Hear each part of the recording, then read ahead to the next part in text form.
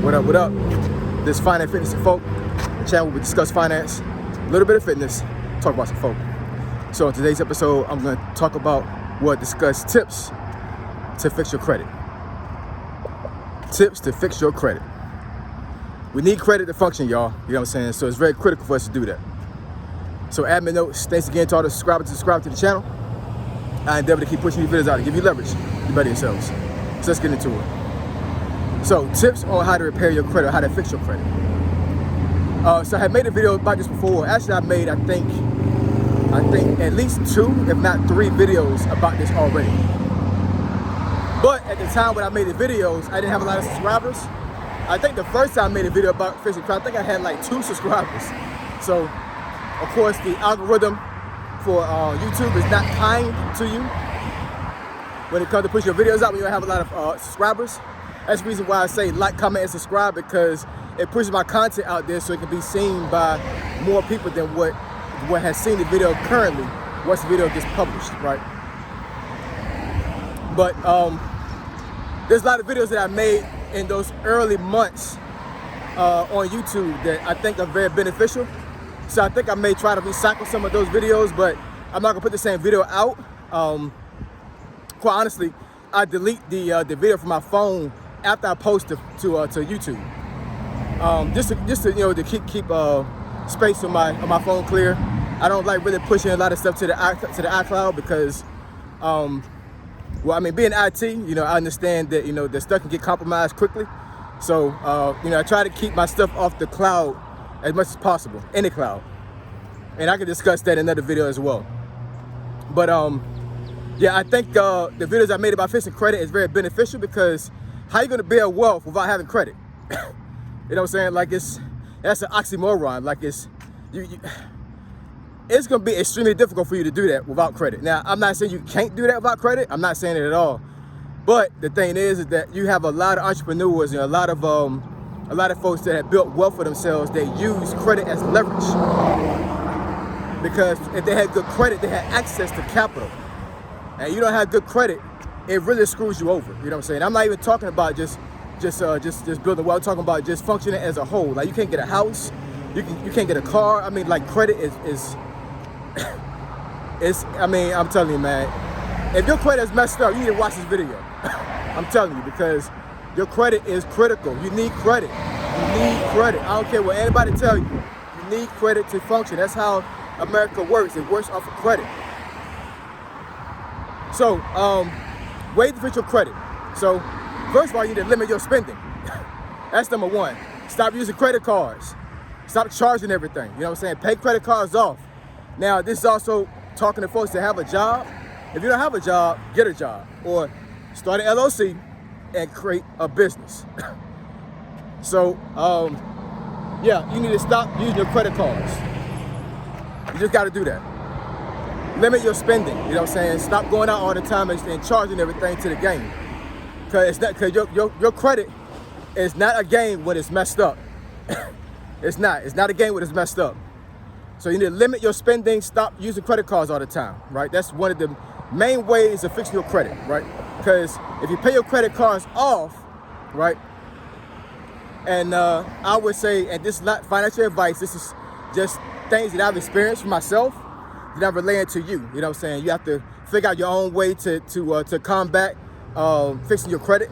But these are just ideas I'm giving you to help you along with doing that. You know what I'm saying? But there's no guarantee what I'm telling you is going to work for you, right? It should, you know what I'm saying, if you do it correctly. So once you pay your credit cards off, you don't let them sit. You spend between, like I say, probably about between 3 to 5% of that card every month.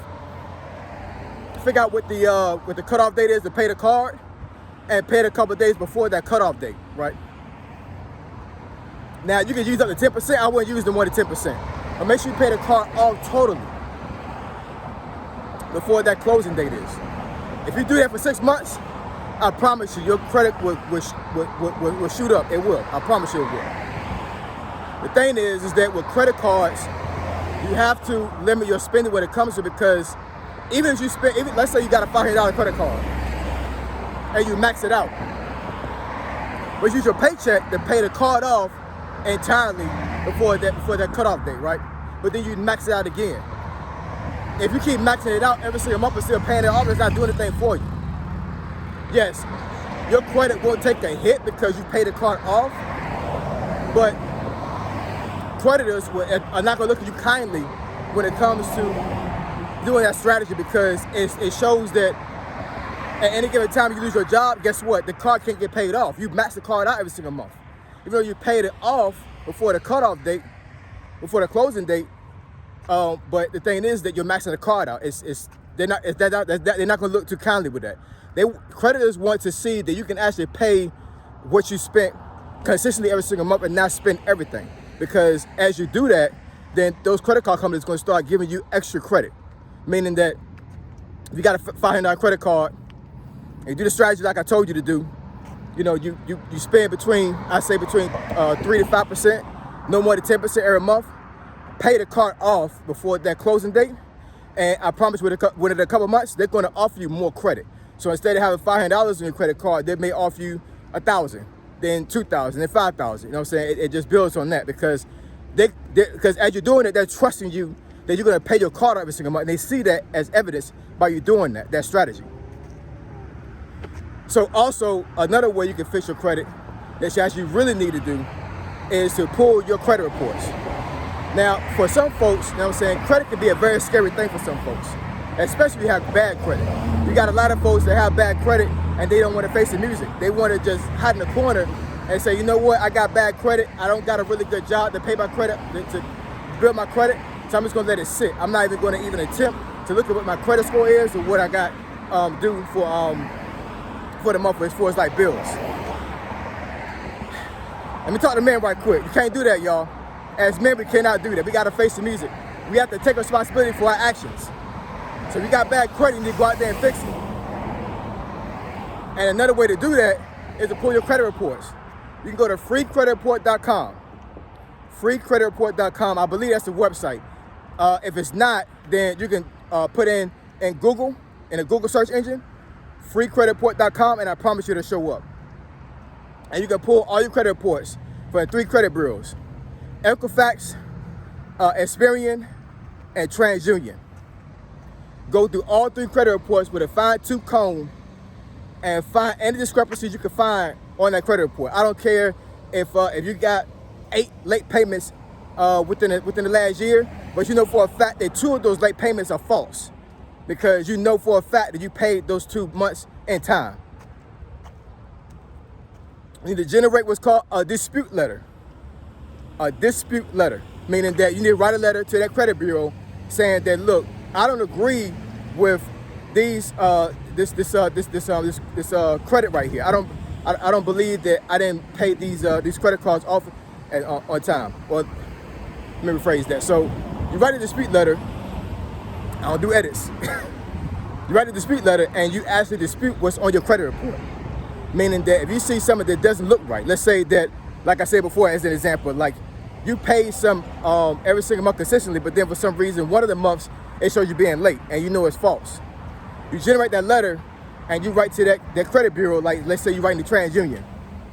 Hey, TransUnion, for the month of August, I know I paid this amount on time, and it's showing it's being late. I need you to recheck your stats and make sure that you didn't put a false report out. You also need to go through your credit report, make sure you don't have any accounts on your credit that you don't recognize. Because you don't recognize, you're gonna write a dispute letter as well for that and tell the credit bureau, I don't recognize this account. Please verify. Now let me go ahead and tell you a hack on that one, right? So let's say you got a card or you got some type of account on your credit report that you really don't recognize, as a recent, but you know that maybe a couple years ago you had that account and it just stayed up there for some reason.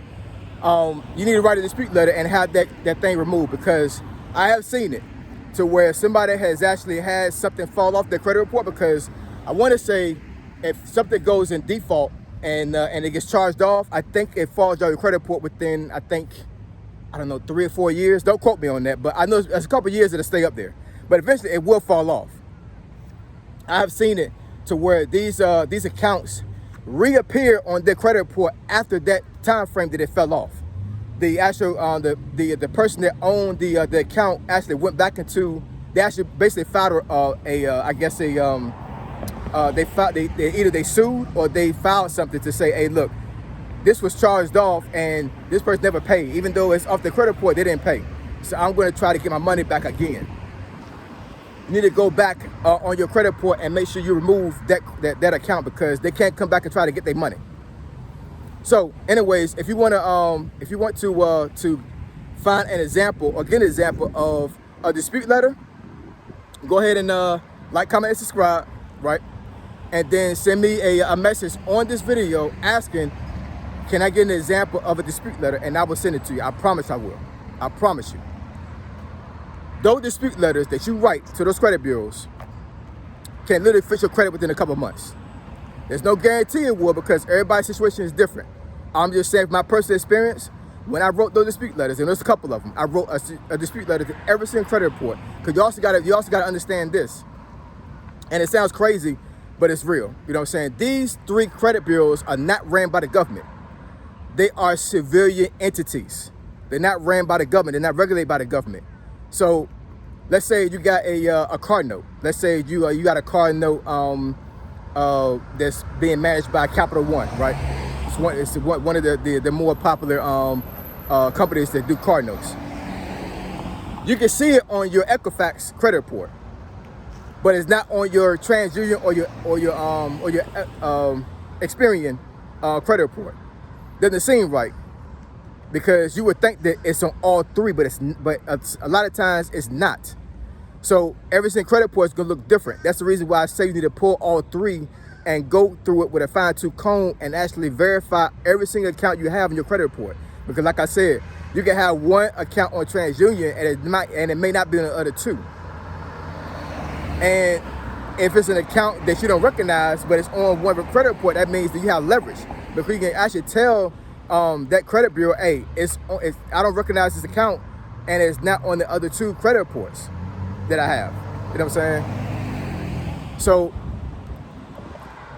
I know when I sent my letters, I sent them certified mail to make sure they got them, and it took like maybe I think they had like 30 days to respond. I think that's the regulation that they go by. And from the time they received a letter and you got to mail it in, you can't email it. I know digital age, you would think